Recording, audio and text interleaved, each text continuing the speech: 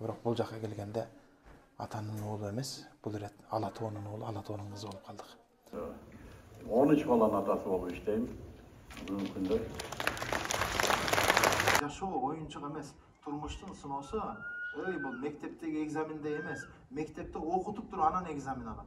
А турмуш болсо экзамен алып туруп анан сабагын берип коет. эркек өз үйүндө номер 1 супермен. Башка жок дүйнөдө. Сен супермен. Үй бүлө бир кудайдын ыраазычылыгы үчүн куралыш керек. Нафсинин, шахваттын кызыкчылыгы үчүн эмес. Ушул максатка жетсем бактылуу болом десе адам адашат. Жөнөкөй эле арифметика. Ушул максатка жетсем бактылуу болом деп, ушуга бакыт, ушул жерге көмүлгөн, ушунун үстүндө турат бакыт деп, ушун үчүн жан талашып, мынакта эч нерсени карабай ушуга бара турган болсом мен утулат экенмин. Эмнеге? Бакыт мындай эмес экен балдар. Бакыт мына жолдо экен. Biz bunu байкабай бакыт мынеде деп, жолдо бакытты тааныбай өтүп кетип калат экенбиз. Сезбей өтүп кетип калат экенбиз. Ар бир бала өзүнчө уникалдуу, ар бирин болушунча кабыл алып, болушунча башынан сылап сүйө бериңиздер. Эки алса эки алсын, бирок турмуштан эки албасын. Сиз бактылуусуз анткени деген сонун семинардын дагы бир ардактуу коногу биздин сыймыктуу агайыбыз Идрис Айтбаев. Ассаламу алейкум. Алейкум ассалам. Амансызбы? Кудай жакшы келип алдыңызбы? Чоң рахмат. Кыйналбадыңыздарбы? Баары сонун, айда Кудай. Көрөрмандарыбыз менен амандашыңыз анда. Урматтуу көрөрмандар, амансыздарбы? Ар бириңиздерге Кудай Тааланын өмүрүн, ырыскысын, берекесин, бактын тилеп, жараткан жалпыбызга жардамчы болсун каалап кетем. Амансыздарбы? Бүгүн атайын Ала тоодон алыскы Москва жергесине мекендештерге амандашып, саламдашып, Демикс мотивациялык агартуу аянтчасы тарабынан уюштурулган семинарга келип калдык.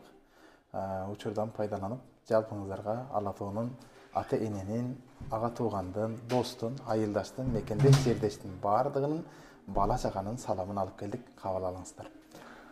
Эң сонун. Агай, негизи мындай семинарларга көп эле катышып жүрөсүз. Көп эле өзүңүздүн кандай десем сабактарыңызды берип жүрөсүз. Бүгүнкү семинар боюнча үстүртөн маалымат алдыңыз. Кандай болот, кандай өзгөчөлүгү бар экен? Негизи бүгүнкү семинарда мен келген жалпы мекендештерге да бир руханий азык берип, бир терең ойго салып, ошо менен биргеликте абалына шүгүр келтирип, канчалык бактылуу экенибизди дагы бир эскерте кетүү үчүн келип отурам. Ошол эле учурда бул бал арысынан бир сабак алсак деп көрөрмандарга да кайрылгым келип отурат. Бал арысы уясынан учуп чыгып жөнөп, километрлеп учуп, гүлдөн гүлгө, бактан бакка, шактан шакка конуп, кайра кечинде уясына келгенде бүтүндөй нектарлардан жыйнап келген бал чыгарат, уу чыгарбайт. Антан биз дагы дал ошо бал арысындай бололу. Ырыскы издеп Ала тоодон алыстарга чейин келдик. Инсандан инсанга, кишиден кишиге, иштен ишке, достон доско бүтүндөй аралап жүрүп отуруп, кайра үйүбүзгө, Ала тообузга бал алып баралы, жакшылык жыйнап баралы. Ошол эле учурда жакшы чөйрөбүздү көңүл буралы. Бал арасындагы бир өзгөчөлүгү ошончо көң талаа болсо дагы арасында өсүп турган гүлгө барып конот, алдыкы жаман нерселерге конбойт. Ал эми кокусунан бал арылардын арасында ушул дааратканага же башка жерге барып калган бал арысын көрүп калсаңыз, ал бал ары кайра уясына барганда беркилер кошпой коет. Бул арылар дүйнөсүнүн бир өзгөчөлүгү да. Ал эми чымынды карасаңыз, ошончо гүлзардын арасында бир кычыкта калып калган көңгө барып конот да, атасынан көрө. Ошондон мен жалпы мекендештерге кайрыларым, балардан бир сабак алалы. Канчалык гана алыска келдик. Кой деген кожо жок, ай деген ажа жок, билгенибизди кылып, эртең ата эненин, Ала тоонун алдында, эң негизи акыретте Алланын алдында уят болбой тургандай бир өрнөктүү бул жакта басууну суранат элем. Ал эми ошол эле учурда Кыргызстанда жүргөндө атанын уулу элек, атанын кызы элек. Бирок бул жакка келгенде атанын уулу эмес, бул ирет Ала тоонун уулу, Ала тоонун кызы болуп калдык. Кыргызстанда бир нерсени туура эмес кылсаң, түздөн түз ата энеңе наалат айтат эле. Кудай сактасын. Бирок бул жакта бир нерсени туура эмес кылсак, түздөн түз Ала тоого наалат айтат. Вот опять кыргызы дегенде бир жаман аты сөз бүтүндөй кыргыз улутуна тийип калат. Ошондон ар бир Кыргызстандан келген кайсы улут болбосун, колунда Кыргызстандын эле жарандыгы бар болсо, ар биринен суранат элем. Ата энеңди эмес, ала тууну уят кылбай тургандай басып жүрөлү деп суранат элем. Эң сонун. Урматтуу көрөрмандар, агайыбыздын мына ушундай сонун мисалдары менен сабактары бүгүнкү семинарда орун алат. Алдыда дагы болсо күбө болобуз. Агай, бүгүнкү семинарга чоң ийгиликтерди каалайбыз. Чоң рахмат. Бар болуңуз. Сиз менен жолукканыбызга кубанычтабыз дагы. Чоң рахмат. Жасылтарда көрүшөлү. Ийгилик сиздерге да. Москвадан салам кат ата энеме. Карагыла менин да маселеме. Жалган айтып не кылам бүт бардыгы, жазылып турушундай бешенеме. 9-класстан соң келе бердим. Тапканымды сиздерге бере бердим. Өзгөрүлбөс жашоонун нугун көрүп, өкүнөмүн бул жака неге келдим? Карап көрсөм, Москва таш боор экен. Көз жаштарга бир дагы ишенбеген, татаал турмуш талаадан нан издетип, көп адамдын кол бутун кишендеген. Ушул жерде ошентип канчалары уул кызын сагынып жетпей жүрөт. Барган менен иш барбы жасай турган, ала тоого айла жок кетпей жүрөт. Кээ бирлери коштошуп жашоо менен кете берди, акырет сапар алып. Көпчүлүгү жумуш жок келген менен көчөлөрдө тизилген катар алып. Кой дей турган кожо жок кээ бирлери коомдогу жаманды жасап жүрөт. Болду кылбай баягы жаман ишин бул жерде да ошентип жашап жүрөт. Bir bölüğünü buzuşup kebirleri birbirine baş koşup suyu algan, üy bülösün etteşip saktay albay, mekenine kalpele güyü algan. Mından da jaman süröttör var, zehninizdi geytip koygun gelgen jok. Bирок şükür keltireli. Çındığında baktılısız. Anlatan siz baktılısız. Avalınızga şükür keltiriniz. Azırkı armanın var olsa, közü görбөй aldındagı жерlerdi sıypalap basıp atan kişiге ayta alasың mı? Айта албайсың. Азыркы арманыңды баса албаган, гемодиализде жаткан адамга айта аласыңбы? Бактылуусуң да. Шүгүр келтирели, сенден өткөн бактылуу адам жок. Антан бакыттын баары шүгүр айтууда. Шүгүр келтириңиздер. Сиздерде өзүңүздөгү кызыгуу сезимин илим алууга, жакшы жака колдонууга талап кылат элем, суранат элем. Урматтуу жандар. Bir жолу ичип көрөйүн, bir жолу сайынып көрөйүн, bir жолу чегип көрөйүн, bir жолу жыттап көрөйүн, bir жолу вальска түшүп көрөйүн, bir жолу өп көрөйүн. Бардыгы bir жолдан башталган. Ошондуктан bir жолу болсо да жаман жака этият болуңуз, өзүңүздү сактаңыз. Чөйрө маселесинде кылдат болуңуздар. Жакшы чөйрө. Биз мурда көчөгө сууга чыгып кеткен баланы кыжалат болот элең. Бирөө жарым тийип койбоду экен деп. Азыр көчөдөгү суу үйлөрдүн ичине кирген. Көчөдө тийип кое турган жаман чөйрө бүгүн телефондун ичине кирген. Ошондуктан чөйрө колундагы телефондун ичинде да турат. Антан ар бириңиздерден суранам. Мына ушул чөйрө маселесинде жеке өзүбүздү да кийип жүргөн, алып жүргөн, карап жүргөн, колдонуп жүргөн нерсенин бардыгын бир сыра тазаланып алууга, силкинип алууга чакырат элем. Экөө чогуу жаткан көрпөнүн ичинен чыкпасын. Уруша турган болсо да балдар уктасын, анан сүйлөшөм дегиле. Балдар уктаганда эсиңен чыгып калат, балким уктан чачады. Эмнеси болсо да bir ай салпактап иштегенден максат айлык алыш да. Ошонун баарына чыдайсың, айлык аласың, үй бүлөң бар. Урушуудан да, талашуудан да максат болуш керек. Максат ажырашуу жок. Андай эмес, эмне кыласың урушуп, өчөшүп? Болгону кеңеш алдан болду ошондо. Жалпыңыздарды үй бүлө деген ыйык мекемени бекем сактаңыздар. Мында ичип чеккен, мас болуп жаткан балдар да тилекке каршы жок эмес. Мурда биз кийимдин кыскарганынан арызданат элек жаманга. Азыр кийимди мындай кой. 30 секундтан ашып кеткен роликтти көрбөй, 3 барактан ашса барак китеби окубай, аң сезим кыскарып кетип атат. Мына жаман экен ай. Египетте жүрүм, көчөдө ит мышыктар көп. Bir көчөдө 5-6 ит бар. Bir ит бакырса, жанындагы 2 көчөнүн иттери жин алып келет. Анан биздин бабалар айтат го, bir ит көрүп үрөт, калганы көрбөй үрөт деген. Ошону көрдүбү чындыгында?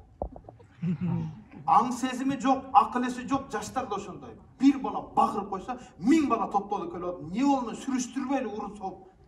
Мына кечегинде эмне болуп атабыз? Ошондон жалпы жамааттан сураган. Келиңиздер. Биз илим алууну уланталы. Жаштарыбызга окуталы бир нерсе. Балдарыңыз менен баарлашыңыз. Мен кичинекей кезинде билем, энелер чоң мектеп айтайын. Энелер үйдө чоң мектепсиздер. Аталар болсо ошол мектептин мугалимдери менен тең. Бул ошондой кабыл алалы болду. Жаман сүйлөп, ушундай эркектерди көрдүм. Өлө, жетим дедилер. Ошого талагын берип ажырашып кеткен эркекти көрдүм. Кой анчалык болбогун айдан. Сабырдуу болуңла.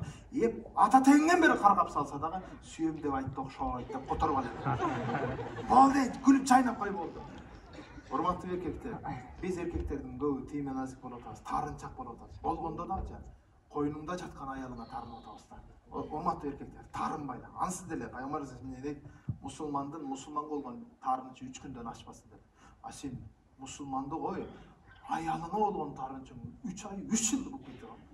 Андай болбосун, кечирип сал бардыгын. Жанымды кечирип кой. Кечинде жатканда башынан сылай. Качан акыр жолу чачын өрүп бердим байке? Качан акыр жолу гүл алып кетти? Ошол эле көңүл бурушум керек. Аталарыбыз, бабаларыбыз кантип басып өттү эле. Мынандай кырдаалда эмне болду эле. Ошол эле учурда эркектер суранычын. Чоң кыз деп бир чоочун кызга мамиле кыласың, үйгөнү аялыңа айкырасың. С вас 175 десе, давайте 200, сдачи не надо. Кемприңе сдачи не надо, елексің. Куда затратила, да муанты отырасың ғой. Урматтуу жигиттер, чыныгы джентльмендик чоочунга эмес, сен үчүн аманат берилген аялыңа, апаңа, атаңа, мына ошолорго жасалсын. Эркектердин баарынан суранат элем. 4 түрдүү аял затын сыйлай алган эркек ааламдагы бүтүн аялды сыйлайт. Биринчиси, сени төрөгөн аялды сыйла. Erkekler, ikincisi sen менен кошо төрөлгөн аялды сыйла. Üçüncüsü sen үчүн төрөлгөн аялды сыйла. Төртүнчүсү сенден төрөлгөн аялды сыйла. Эгер ошо 4 аялды сыйласаң, бул эркек дүйнөдөгү бүтүн аялды сыйлайт. Ошол эле учурда сахабалардын ичинде да Жулайбик деген бир сахаба. Пайгамбар Ислам жанына келип туруп, "Я Расул, мага уруксат бериңиз. Мен денемди, шахватымды кандырыш үчүн башка бирөөгө баргым келип атат көчөдө."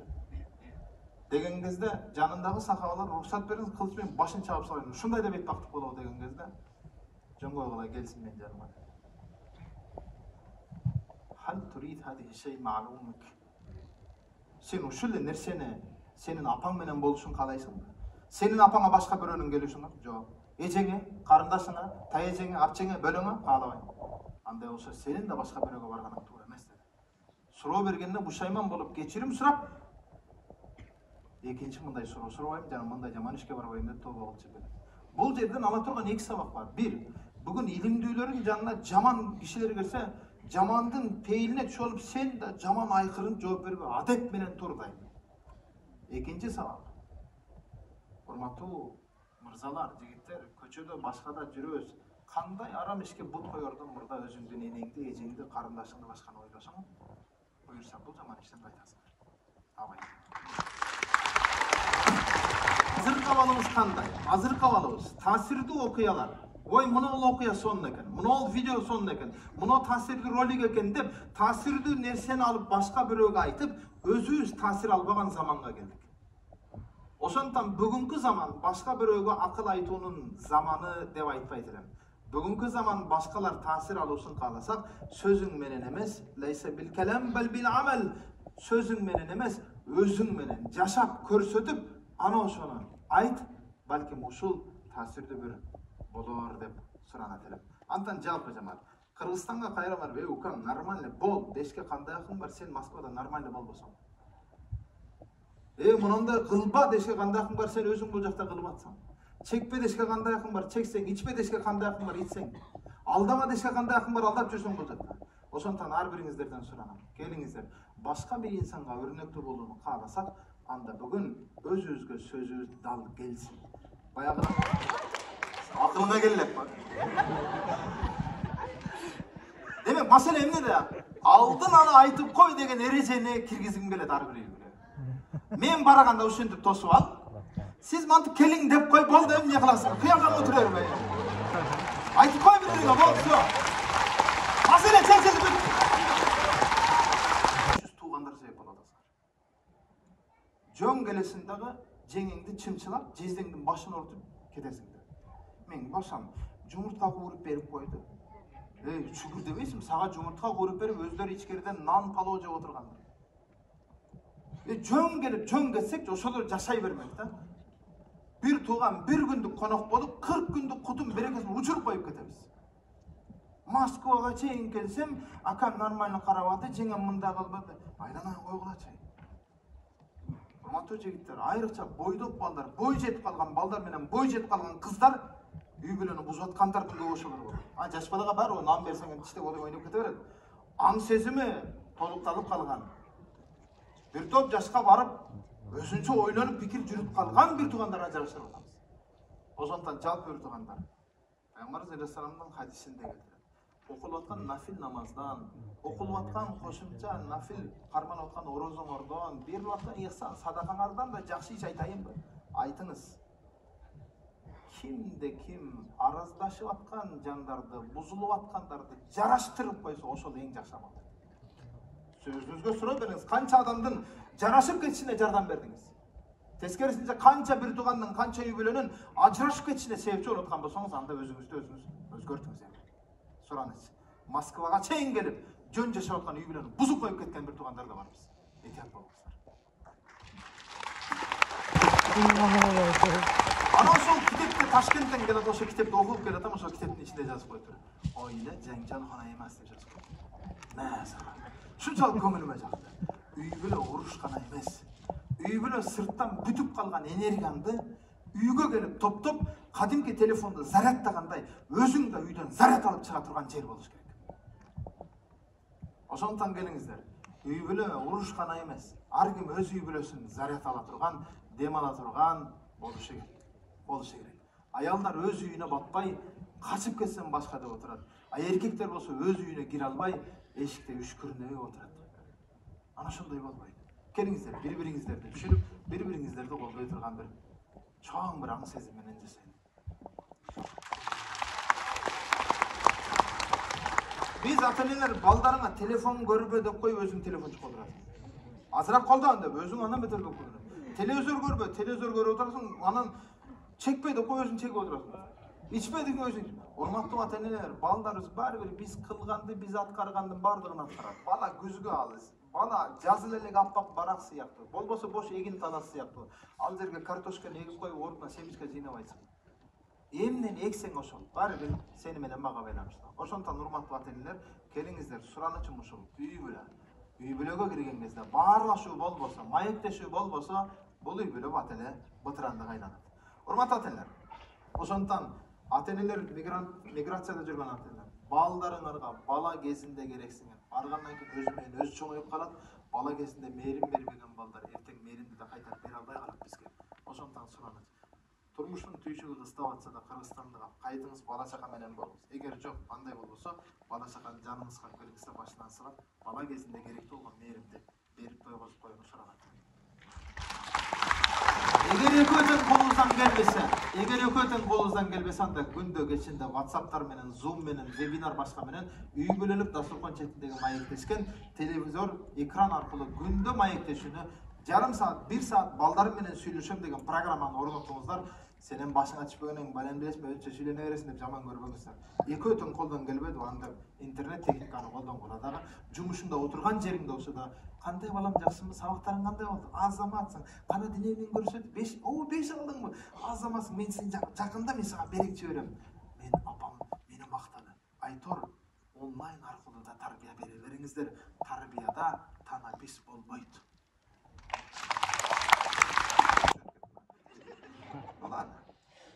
Мамин сыйлачык болгон эркектер. Мага апа керек, аяга керек эмес деп экөөнү бири-бирине салыштыра бербе. Бул деген сөз. Экөө тең апа, бирөө сени төлөгөн болсо, бирөө сенин балдарыңды төлөп атат. Ошондон жалпы эркектер оң кулак, сол кулак менен мээбизге жакшылап жайгаштыралы. Экөө тең апа, бирөө сени төлөгөн, бирөө сенин балдарыңды төлөгөн. Бул сенин эки көзүң тыяктуу. Мага оң көз керек, сол көз көрөк эмес деп ыргыта албайсың. Же болбосо дагы да жатыгы менен түшүндүрөйүн. Sen enеңдин таманыңда бейиш бар, бейишке киресиң. Аялың сенин аманатын, Аллахтын аманаты, ыйманыңдын жарымы, аялың менен шахватыңды кандырышы мүмкүн, бирок апаң менен кыла албайсың.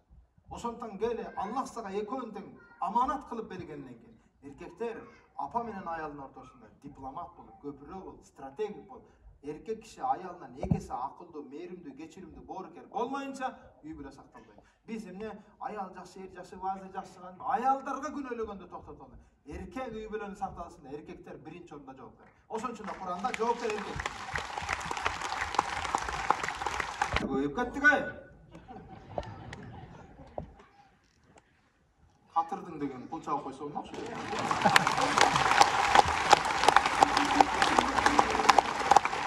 Бул коондун арманын айтып атам.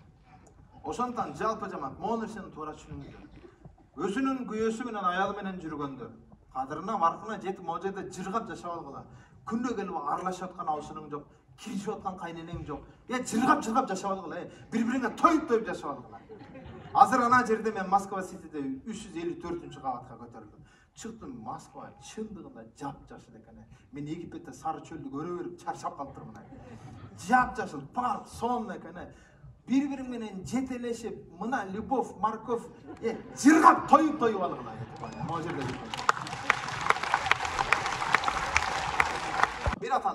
Bir апанын баласы үчүн эң чоң аткара турган жакшылыгы ошол эле ата менен апанын бири-бирине болгон сүйүүсү.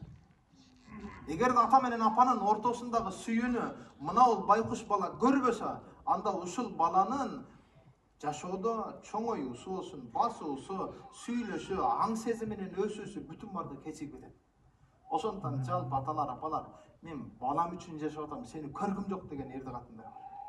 Балам үчүн жашап атам дегендер, балам бактылуу болсун дегендер, бала бакыттын кандай экендигин ата менен ападан көрсө анан бактылуу болот. Антан жалпы жамааттан суранам, балам бактылуу болсун дегендер, алгач бактыктын кандай экендигин көрсөтүп, балдарыңардын көз алдынча бири-бириңерге урмат сый менен кол кармашып, жетелешип, балдар менен чогуу бийлеп, балдар менен чогуу баарлашып жакшы жашоо өткөрөт. Мана ошондо балдар.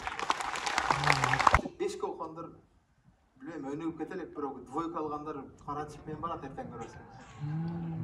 Ошондон балаңарды баас менен кабыл албагыла. Балаңарды башка бирөө менен салыштыра бербегиле. Ана бөлөңдү карасаң, ананы карасаң, сен жүрөсүң аталасың. Жек көрдүрбөгүлө. Чоң ата чоң энелер бар, тайта тайнелер бар. Бир небересин экинчи небереге салыштырып, муну тупой кылып салган да баягычы. Ушундай неберелер бар. Жүр чоң атаңа сен барбайм. Эмне болду? Аны мактап мен эле кылып. Андай кылып баңыздар сиздер. Ар бир бала өзүнчө уникалдуу, ар бирин болушунча кабыл алып, болушунча башынан сылап сүйө бериңиздер.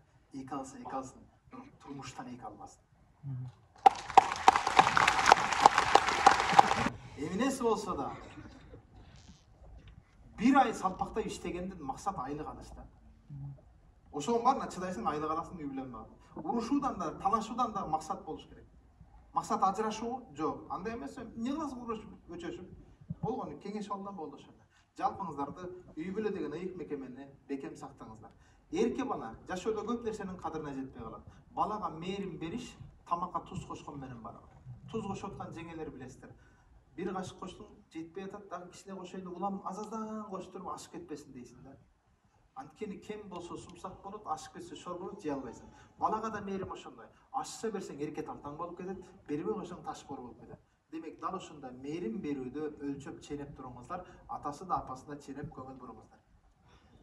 Зато силерге окшоп мындай дебеңиз ай. Кудай Таала Курандачы намаз окубасаң дагы мына-мыналарды кылсаң болот деген аят жок да. Анан мен намаз окубасам да зато жүрөгүм таза. Ака, мындай нерсе бар да. Таза жүрөк биринчи Кудайдын буйругун аткарат, анан таза болот. Кудайдын буйругун аткарбай туруп таза деп өзүң айтпай эле кой.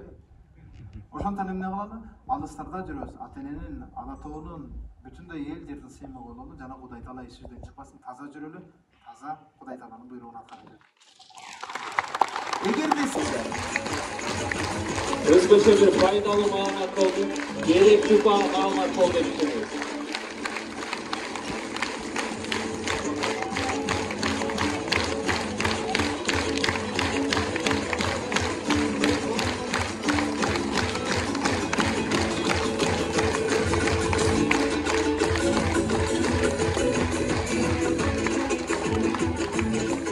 Урматтуу замандаштар, Мыктыбек Арстанбек агайыбыз, ассаламу алейкум.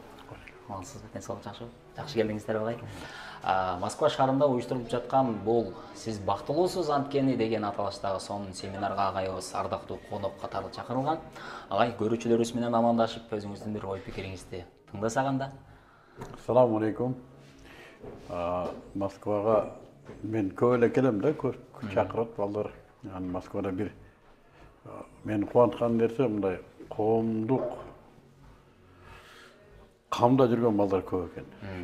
Биздин мигранттарыбызга, мигранттарга гана эмес, Кыргызстанда болуп аткан окуяларга, ал жердеги эли журтка дагы ушул жактан жардам берген балдар көп экен. Ошондой балдардын бир уюму чакырды, ошо Дем деген уюм. Анан буга чейин да келип көп эле жолугушууларды өткөрүп атат. Азыр да мен аябай толкунданып турам, чоң зал экен. Кандай болот, канчадан даярдаган сөздөрүбүз бар. Ишенем, кимдир бирөөнө жүрөгүнө жол тапсак керек. Кимдир бирөө балким биздин сөзүбүздөн таасирленип, балким жашоосунда бир башка бир деңгээлге көтөрүлөт деп ойлойм. Анткенде да биз мекен менен болгон байланыш үзүлбөш керек.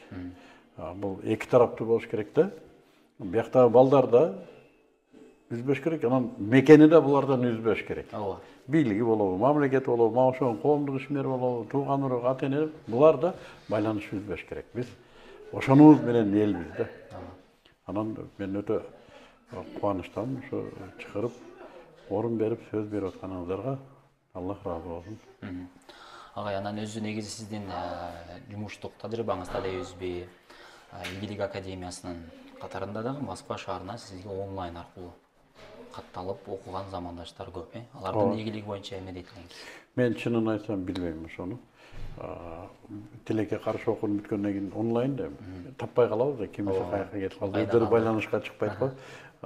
Но бирок мен ойлойм, пайдабыз тийип атса керек. Алардын аракети кандай деген? Жакшы болсо керек. Себеби эгерде начар болгондо бизге чыкмак да. Начар болуп атат. Окуудан кийин жыйынтык болбой калды деп. Ооба. Ошо жакшы болуп атса керек. Анан биздин биякта өкүлчүлүгүбүз да ачылган. Азыр балдар да сунуш кылып атат. Биякта балким офлайнды да ачабызбы депчи. Мен бир 3 айда бир келип, бир курс чогултуп, бир жума, 2 жума балким иштеп кетербиз. Жакшы болмок экен. Ошо эми силерге ошон жигиттер кыздар жардам берсе, бул анчайын эле кыйын эмес. Ал күчүбүз бар азырынча келип кете алабыз. Буюрса. Демек жыйынтыгы буюрса болот, Болот, иншалла. Мына ушундай сонун семинарда Мыктыбек Арстанбек агайыбыз өзүнүн жакшы ой пикири менен буюрса алдыда бөлүшөт. Биз сахнага чыгып агайыбыз микрофон аркылуу бир элге кайрылуулар сүйлөгөндө дагы бир кадр аркылуу замандаштарыбызга көрсөтөбүз. Мекендештерге эмне дейт элеңиз? Үйдү унутпагыла. Эң башкысы. Эң башкысы. Аякта эл бар, иш жерге кирсин, акча жерге кирсин, табыла турган нерсе. Вот мекен табылбайт. Вот. Бөтөн жерде, бөтөн элде калып кетпегиле. Мен ушуну каалайм. Менин да үйүмдө мигранттарым бар. Менден да чыккандар бар. Мен да ушуну айтам. Баары жок жерге кирсин, кайтып келишиңди унутпа. Мейли жер көрөсүң, эл көрөсүң, үйрөнөсүң, балким ушуна акча таап аласың. Бирок ал негизи ал эмес. Негизи биздин топуракка көмүлүшүң керек. Ошону унутпаш керек. Эң башкысы. Сон, агай, чоң рахмат. Бүгүнкү семинарга ийгилик. Керек. Биринчиси курак, ата курагына келдим. Мен 13 баланын атасы болуп иштейм. Бүгүнкү күндө. Чоң үй билет, аталар билет, ата болуп иштеш оңой эмес. Бул мындай Аллах Таала тарабынан берилген бир кааласаң, каалабасаң муну кыласың деген бир милдет окшойт. Ошо мен ишим үйгө келгенде башталат. Мен жумушта эс алсам, үйгө келгенде жумуш башталат. Ошон үчүн айтам, ата болуп иштейм деп. Ошо бул биринчиси, экинчиси жана айткандай башыман өткөн тажрыйбам. Үчүнчүсү балким ошо өзүмдүн элиме болгон зор бир Аллахка мухаббатым ошо негиз болсо керек. Бир акыл насыйхат айтканга. Анын үстүнө мен башкалар кандай ойлойт, бирок мен биздин байлыгыбыз чындыгында эл деп билем. Кимдир бирөөлөр балким бул эгемендүүлүк дейиш мүмкүн, кимдир бирөөлөр суулар, асказуулар, кен байлыктар, токойлор дейиш мүмкүн. Мен ишенип коюңдар, каяктан алганмын ушуну билбейм, бирок мен биздин байлыгыбызды эл деп эсептейм. Эл бар болсо мамлекет да бар болот. Эл бар болсо өлкө да, байлык да, кен да бар деп табылат. Ошон үчүн элибиз мынушу алаканда саладан аккан суудай тарап баратса аябай ичим тарып, кыйналып урушканым ошон үчүн балдар. Ошону туура түшүнүңүздөр. Каяка кетип атат биздин байлыгыбыз, каяка кетип атасыңар, өзүңөр кеткениңер алып келгенсиз, эми балдарыңарды алып кеттиңер, үй бүлөңөрдү алып кеттиңер деп, ошо жанагы урушуп койгонум ошон үчүн. Балким башка бир тапшырмалар бардыр. Неге сен адам кылып жараттың? Неге саған мени берди, нафсини берди? 4 ай 10 күн болгондо нафсини үйлөп киргизди. Нафсинин ичинде программалар бар. Керемет программалар бар. Коркунуч бар аерде. Аерде мухаббат, аерде укмуш нерселер бар. Сен өзүң ким экенин билесиң, көрүнгөн жерде коркуласың, көрүнгөн оокатты жейсиң, көрүнгөн жерде жатасың. И сага айтып атат, дорогой, чөйрөк кур. Өзүңдүн чөйрөңдү бекем карма. Ошол чөйрөдө бузукулуктан сактан, тукумуң ула. Мага аман эсен жетип кел. Мен сени бейишке чыгарайын. Мына жерден сен мына жашооңду бир көрчү. Сени уруктун ичинен тандап алып чыгарды. Эмнеге? Мына ушул жашоону бир адам затынан мактангысы келет экен Аллах Таала. Өзүн бир көрсөткүсү келет экен, бир музей экен да бул жашоо. Карачы, мына сүйүү мындай болот. Өкүнүч мындай болот. Даам мындай болот. Жеңиш мындай болот. Ийгилик мындай болот. Утулуш мындай болот. Ошонун бардыгын көрсөткүсү келет. Аалам мындай кооз болот. Мына нерсе мындай болот. Ар бир көрсөткөн нерсесинде сен оозундан алхамдулилла деген сөздү уккусу келет. Тарыхы уктап, мактап турушуңду каалайт. Ошол сен оозуңан чыккан сөзгө карап туруп, андан бетер да музейин көрсөтөт. Мынаны көрчү. Мынаны көрчү. Мынаны көрчү. Балдар, ким бизге ушундай кылды? Только Раббыбыз. Ошон үчүн биз өзүбүздү коргогонго, өзүбүздү туура эмес жашаганга, кыйнаганга просто укугубуз жок. Биз Аллахтан кийинки эле макулукпуз. Анын артынан келаткан ээрчүүчүсүбүз. Бизден кийин калган периштелер да бизден кийин, жиндер да бизден кийин, калган жаратылыштын баары бизден кийин, эң улуусу биз. Ошон үчүн муну абалды, кадырыбызды, баркыбызды билиш просто бизге милдет. Мен атым Жанара, 41 жаштамын. Мен азыр Москвада эң болгон маселе жолдошторубуз основной таксист болуп иштешет. Туурабы? Иногда бири-бирибизди көрбөй калабыз, чындыгында. Мен жумушка кетем, ал келет, ал эме кылат. Эми иногда мындай караганда соседтей эле жашап калабыз да. Бул нерсеге кандай совет бересиз?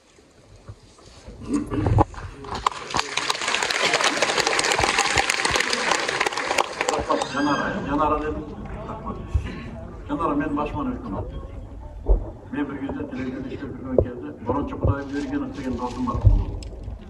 Ошол айтат эле, Муктук аял молодец деп. Атта өтүп кетсе деле тууп коет.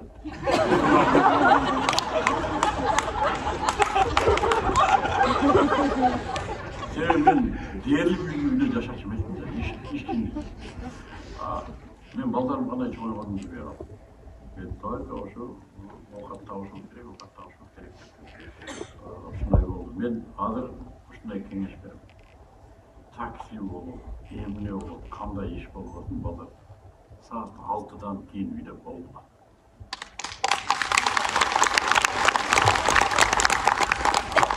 Ишенип кой, мен 50 жаштан баштап акча таба баштадым.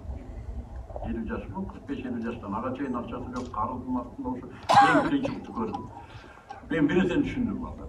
Акчаны тапсак болот экен. Бирок үй бүлөдөгү аялың менен отуруп, сүйлөшүп, чай ичкен убакытты таппай каласың. Кийин жок экен бул. Буну тапла. Алла не керексе, эркекке үйдө орусча айтайын, признание керек экен, таанылуу. Что үйдө эркек өзүнүн үйүндө номер 1 супермен. Башка жок дүйнөдө. Сен супермен. Эркекке ушул керек экен. Ал үйүндө өзүнүн крутойлугун далилдеш керек. Аялдарыбыз кашайып ушуну признавать этпейт. Мен башым айлантып алып тийип алган. Койчу, үй бүлөсү жакпаган адам үй бүлөсүн жамандайт, үй бүлөсү жөнүндө жакшы сөз айта албайт. Balkim bularga da үй бүлө бакыт үй бүлөдө десең балким буларга башкача сезилет, себеби адамдар ойлойт. Караңыздар, ушул жерде бүт дүйнөнүн шайтандары ашарга келет да, үй бүлөсүн бузам деген.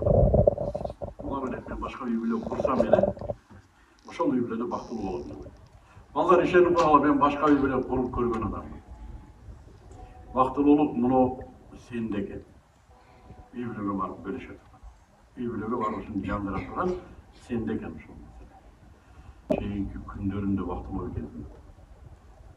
Балаң мектепке жеткенге чейин бактылуу экенсиң. Үйлөнгөнгө чейин бактылуу экенсиң. Балалуу болгончо бактылуу экенсиң. Неберелүү болсом бактылуумун дечимин мен. Азыр мен карасам неберелерим мага балдарыман көбүрөөк проблема алып келет. Балдарым өмүрү мен жакшы көргөн үйүмдө бир дубалга бир нерсе чийген эмес. Азыр менин апойлорум шейшеп болуп калган. Неберелер өлүп калат деген точно ушу мен. Мен ушу небереге көнбөйүн дедим да, балдарымдын башынан айттым, келиндерге башынан айттым. Муну мени көндүрбөңүздөр, мен аябай күткөм ушуну. Көнбөйүн деп туруп көндүм, о шантажист болот экен. Бактылуулук балким жаш өткөндө түшүнүктүү болот окшойт го. Анан ошого эми 60ка чыкканча билбей жашабасын деп, кээ бирлер ушу бакыт жөнүндө жаштарга да айтып берет окшойт. Мен ошондой айтып бергим келди да. Жашоодо бир максат болот балдар. Бул максат жөнүндө убактыбыз калса дагы сүйлөшөбүз. Жашоодо бир максат болот. Максатты мен бир желек деп элестетем да, багыт көрсөтүүчү желек. Мисалы мен бул ишти кылайын деген бир ушу мүнөдү койгон болсом, ушул жака адашып кетпес үчүн ушу багытты көрсөтүп турган бир желек. Ушул максатка жетсем бактылуу болом десе адам адашат. Жөнөкөй эле арифметика. Ушул максатка жетсем бактылуу болом деп, ушуга бакыт, ушул жерге көмүлгөн, ушунун үстүндө турат бакыт деп, ушун үчүн жан талашып, мынакта эч нерсени карабай ушуга бара турган болсом, мен утулат экенмин. Эмнеге? Бакыт мындай эмес экен балдар. Бакыт мына жолдо экен. Biz bunu байкабай бакыт мынерде деп, жолдо бакытты тааныбай өтүп кетип калат экенбиз, сезбей өтүп кетип калат экенбиз. Мына кызга үйлөнсөм бактылуумун дейбиз. Гитарада ырдайбыз, артынан чуркайбыз, ой, букет. Үйлөндүң, бактылуусуңбу? Жок. Кезектеги проблема башталат экен. Кандай проблема? Ой, деген проблема. Балалуу болсом бактылуу болом. Балалуу мен артынан тукум калат дейм. Балалуу болсом бактылуу, башка эч нерсени карабайсың, Россияга кеттиң, иштедиң. Ушу балам балалуу болсом бактылуу. Балалуу болдуң, бактылуусуңбу? Жок. Ал бала деген саган еще 6 коробка проблема көтөрөт. Урматтуу замандаштар, бүгүнкү сиз бактылуусуз анткени деген сонун семинардын уюштуруучулары, Максатбек агабыз. Ассаламу алейкум. Валейкум ассалам жигиттер. Москва жергесинде бөтөн элде, бөтөн журтта жүргөн замандаштарга бир руханий азык дейбизби айтор, ушундай бир сонун бизден Кыргыздын мыкты агайларыбызды чакырып, алардан жакшы ой пикирлерин, сөздөрүн алып берип жаткан ушул мырзалар, ушул жигиттин акебиздин командасы. Амандашып бир ой пикир калтыра алам да. Урматтуу мекендештер, ассаламу алейкум. Ассаламу алейкум жигиттер. Биздин иш-чарага кош келиңиздер. Биздин иш-чара DemX деп аталат. Бул өзүнчө бир платформа. Мындай айтканда аянтча. Бул аянтчада ар бир тармакта ийгилик жараткан кайсыл инсан болбосун, ушулар менен келип, биз мекендештер топтоп, алардын оюн, тажрыйбасын, жашоодо өткөн окуялар жөнүндө бөлүшкөн менен бирге бир тематиканы коюп туруп, элдердин адап аклагын, руханий дүйнөсүн байытуу максатында түзүлгөн аянтча. Буюрса бул аянтчаны мен ойлойм, келечеги жакшы, барган сайын ар кандай өзүнүн тармактарда ийгилик жараткан адамдарды чакырып турабыз, мекендештер менен ой бөлүшүп. Өзү негизи дем деген сөз ошол дем күч берүү деген сөздөн алынган.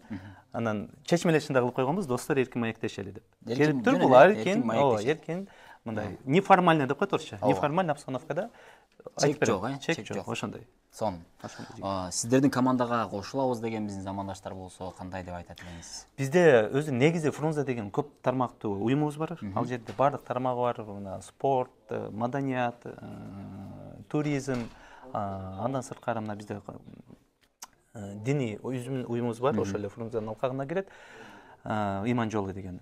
Биз бардык мекендештерди чакырабыз. Кайсыл жактан таланттуу болсоңуздар, келиңиздер, кошулуңуздар, спорт тармактан, маданият тармактан, туризм, кайсыл жактан өзүңөрдү көрсөтөбүз десеңер бизге эшик ачык.